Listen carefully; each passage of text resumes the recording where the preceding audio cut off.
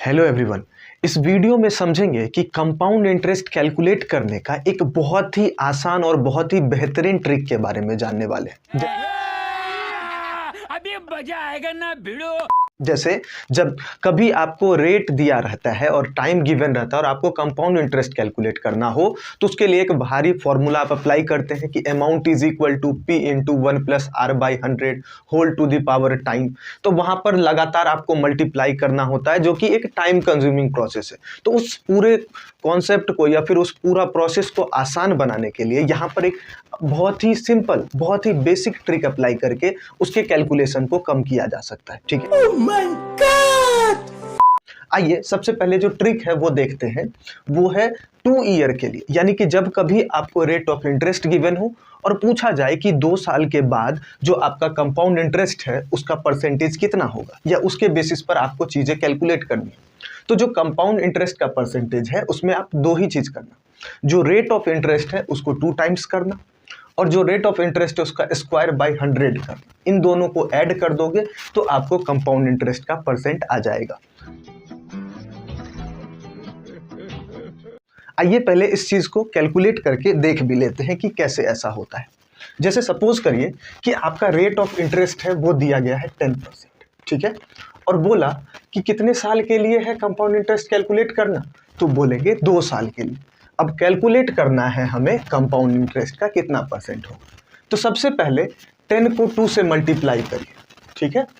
10 को 2 से मल्टीप्लाई किया, कितना आ गया 20, और फिर 10 का स्क्वायर कीजिए, 100 डिवाइडेड बाय 100 कितना होगा 1, यानी कि 20 प्लस 1 जो कि होगा 21%, यानी कि 2 साल के बाद जो कंपाउंड इंटरेस्ट है उसका परसेंट हो जाएगा 21% का। ठीक है, एक और स्टेप, एक और एग्जाम्पल देखकर समझ लेते हैं। जैसे अगर रेट ऑफ इंटरेस्ट आपको चेंज कर दिया, बोला कि चलो 10% नहीं है, रेट ऑफ इंटरेस्ट है 20% और टाइम सेम है 2 ईयर के लिए। अब बताइए जी कितना होगा। तो फिर कंपाउंड इंटरेस्ट के लिए पहले जो रेट ऑफ इंटरेस्ट उसका डबल करो, तो 20 का डबल कितना होगा 20 इंटू 2 40, फिर उसके बाद 20 का स्क्वायर करिए 400 और उसको 100 से डिवाइड करिए यानी कि 4। तो यहाँ पर है 40 और उसके बाद है 4, 40 प्लस 4 कितना हो जाएगा, तो कंपाउंड इंटरेस्ट का परसेंटेज हो जाएगा 44%। तो देखा आपने कि कितने ही आसानी से हमने एक ही स्टेप में बिना कुछ पेन उठाए हमने एक ही बार में जो कंपाउंड इंटरेस्ट है वो कैलकुलेट कर लिया। ठीक इसी तरीके से अगर 3 ईयर के लिए पूछे, जब आपको फॉर्मूला कैलकुलेट करना होता है तो आप देखते हैं वहाँ क्यूब बन जाएगा। क्यूब बनने के बाद वहाँ बहुत सारे कैलकुलेशन करते हैं, फिर आपको जो अमाउंट है वो आता है। लेकिन यहाँ पर जो ट्रिक है वो अप्लाई करेंगे तो बस बहुत ही कम टाइम में आपको ये सॉल्व हो जाएगा। देखिए कैसे। 3 ईयर में अगर कंपाउंड इंटरेस्ट का परसेंटेज कैलकुलेट करना है तो आप इस फॉर्मूले को ध्यान में रखें। ये क्या है, 3r डॉट यानी कि डेसिमल 3r स्क्वायर और उसके बाद r क्यूब। और हमें हमेशा ये ध्यान रखना है कि दो डिजिट जो है उसको कम से कम जरूर रखना होगा। यहाँ कैसे, इसे एक एग्जाम्पल से समझिए कि कैसे इसे अप्लाई कर सकते हो।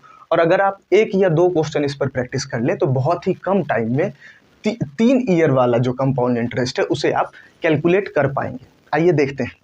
सबसे पहले मान लेते हैं रेट ऑफ इंटरेस्ट है 10%, ठीक है। रेट ऑफ इंटरेस्ट कितना है 10% और कितने टाइम के लिए, तो टाइम है आपका 3 ईयर। अब यहाँ पर अप्लाई करना ये फॉर्मूला देखिए। सबसे पहले r क्यूब है, r क्यूब यानी कि 10 है उसका क्यूब कीजिए। 10 का क्यूब किया हमने 1000 आता है। स्टेप बाय स्टेप चीज़ों को समझना है। ये है 1000। अब करना क्या होगा कि 2 डिजिट ही रखना है हमें मैक्सिमम, तो इस साइड से 2 डिजिट आपने रख दिया। तो यहाँ पर जो कंपाउंड इंटरेस्ट का परसेंट है जब वो कैलकुलेट कर रहे हैं तो दो डिजिट आपने यहाँ रख दिया। अब हमारे पास रिमेनिंग कितना है, आप बोलेंगे 10 रिमेनिंग है। फिर 3r स्क्वायर कैलकुलेट करिए, तो r स्क्वायर कितना होगा 100, 3 से मल्टीप्लाई किया तो 300 और 10 यहाँ पर आ गया यानी कि 310, ठीक है। तो अब आपके पास क्या है 310। फिर भी आप कितने डिजिट रख सकते हैं, तो 2 ही डिजिट आप रख सकते हैं यानी कि 10 जो है आपको अब प्लेस कर देना। इसके बाद आपने r क्यूब कैलकुलेट किया, आपने 3r स्क्वायर कैलकुलेट किया। अगले स्टेप में यहाँ पर डेसिमल लगाना होगा, तो डेसिमल लगा देते हैं। इसके बाद आपके पास है 3r, ठीक है। तो 3r क्या हो जाएगा, तो 3 इंटू कितना है रेट ऑफ इंटरेस्ट 10, 3 इंटू 10 30 और रिमेनिंग कितना था 3 यानी कि 33। तो यहाँ पर 3 ईयर के बाद जो आपका रेट ऑफ इंटरेस्ट हो जाएगा या कंपाउंड इंटरेस्ट होगा वो होगा 33.1%। देखा आपने, बहुत ही कम टाइम में किस तरीके से हमने 33.1% कैलकुलेट कर लिया। ठीक इस तरह से रेट ऑफ इंटरेस्ट चेंज करते हैं। अब रेट ऑफ इंटरेस्ट कर दिया गया है 20% और टाइम तो बिल्कुल सेम है 3 ईयर के लिए। ठीक है, अब फिर से कैलकुलेट करते हैं कंपाउंड इंटरेस्ट। देखिए 20 का क्यूब कर दीजिए तो ये कितना हो जाएगा, तो 20 का क्यूब हो जाएगा 8000। ठीक है, कितना होगा 8000। अब हमें कितना रखना होगा, तो आप बोलेंगे 2 डिजिट रख दो, 0 0 आपने रख दिया, बचा कितना है 80। अब 20 है, 20 का स्क्वायर करिए 400 और 3 से मल्टीप्लाई करिए 1200। ठीक है, 1200 में 80 ऐड हो गया यानी कि ये हो जाएगा 1280। फिर से 2 डिजिट रखना है यानी कि 80 रख दीजिए। अब रिमेनिंग कितना है, तो 12। अब डेसिमल लगा दिया, 12 रिमेनिंग है। 20 इंटू 3 क्या होगा, तो आप बोलेंगे 20 इंटू 3 होता है 60 और 60 में 12 ऐड कर दीजिए तो 60 प्लस 12 72। तो ये यहाँ पर आ गया 72। तो यहाँ पर जो कंपाउंड इंटरेस्ट का परसेंटेज आ जाएगा ये हो जाएगा 72.8%। तो देखा आपने किस तरीके से हमने 3 ईयर का जो है कंपाउंड इंटरेस्ट बहुत ही कम टाइम में, ठीक है, सिर्फ इस फॉर्मूले को ध्यान रखते हुए हमने कैलकुलेट कर लिया। इसीलिए ध्यान रखना है कि कभी कभी जो चीज़ें हैं वहाँ पर आपको ज़्यादा, आप कह सकते हैं, कैलकुलेशन नहीं करना। अगर चीज़ें आसानी से सॉल्व हो रही है तो क्यों ना उसे स्मार्ट वर्क करके उसे आसानी से सॉल्व कर लिया जाए। ठीक है, तो इस चीज़ को, इस फॉर्मूले को आप कहीं पर भी किसी भी तरीके के क्वेश्चंस में आप अप्लाई कर सकते हैं। बस ध्यान रखना है कि ये जो फॉर्मूला है वो है 3r decimal 3r² into r³। ठीक है, इसी तरीके से अब अगले स्टेप में चलते हैं, यानी कि जब आपको 4 ईयर दिया रहे तो अगर आप फॉर्मूले से जाएंगे तो पावर में 4 चला जाएगा, यानी कि 4 बार आप मल्टीप्लाई करेंगे, जो कि और भी कॉम्प्लेक्स प्रोसेस है। तो 4 साल में कंपाउंड इंटरेस्ट कैलकुलेट करने का पहले फॉर्मूला देखिए, आपको इस पर कुछ क्वेश्चंस प्रैक्टिस करने होंगे, फॉर्मूले को ध्यान रखना होगा और फिर आप बहुत ही कम टाइम में चीज़ों को कैलकुलेट कर पाएंगे।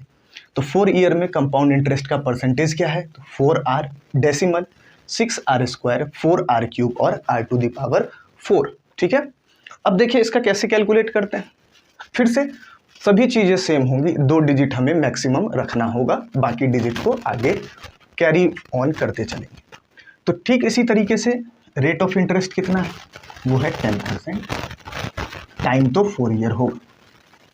ठीक है, चलिए अब कैलकुलेट करते हैं। सबसे पहले 10⁴ कर दिए तो कितना हो जाएगा, तो आप बोलेंगे 1 2 3 4।